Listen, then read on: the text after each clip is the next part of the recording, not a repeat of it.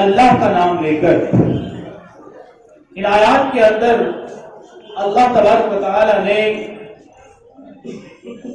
علم کا ذکر کیا، قلم کا ذکر کیا اور پڑھنے کا ذکر کیا. یعنی قرآن پاک کے اندر پڑھنے کی اہمیت کو اجاگر کیا گیا. قرآن پاک کے اندر لگ بھگ 750 آیات کے اندر نالج، اٹینمنٹ، تھنکنگ یعنی سوچ، تدبر، تفکر، اس طرح کی باتیں قرآن کے اندر بیان کی گئی ہیں. یعنی قرآن کے اندر کل ملا کر اگر دیکھا جائے تو قرآن کے اندر پڑھنے اور پڑھانے کی بات بہت زور سے بیان کی گئی ہے. اس کے بعد آپ صلی اللہ علیہ وسلم نے فرمایا جس طرح سے لوہے کو زنگ لگتا ہے اسی طرح سے انسان کے دل کو بھی زنگ لگتا ہے. صحابہ کرام رضوان اللہ تعالی اجمعین نے عرض کیا اس زنگ کو کیسے دور کیا جائے؟ آپ وسلم نے فرمایا کثرت ذکر الموت و تلاوت القرآن، موت کو کثرت کے ساتھ یاد کرو اور قرآن کی تلاوت کرو.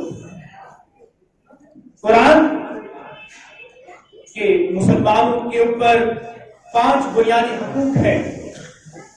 نمبر 1، قرآن کے اوپر ایمان لانا، یعنی یہ اللہ کا کلام یا اللہ تبارک و تعالی نے نازل کیا ہے. دوسری بات، قرآن کو تجوید اور قواعد کے ساتھ پڑھنا.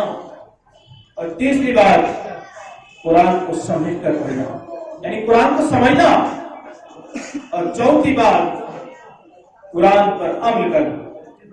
اور پانچواں حق جو ہے، پانچویں جو بات ہے وہ یہ ہے کہ قرآن کا علم، قرآن کے اندر جو نور ہے، جو تعلیمات ہیں، اس کو دوسروں تک بھی پہنچانا.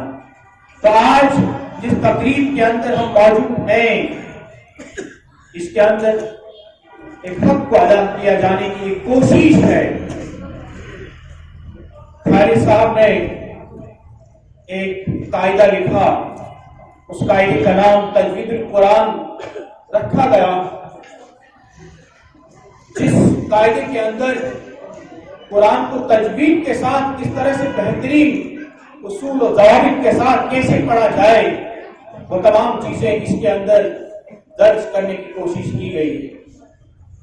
یہ کتاب انہوں نے زیر نگرانی علماء کے کی، اور جو ہمارے سامنے سرفہرست موجود ہے ڈاکٹر عنایت اللہ ندوی صاحب، جو اس وقت assistant professor government degree college کے اندر کام کر رہے ہیں.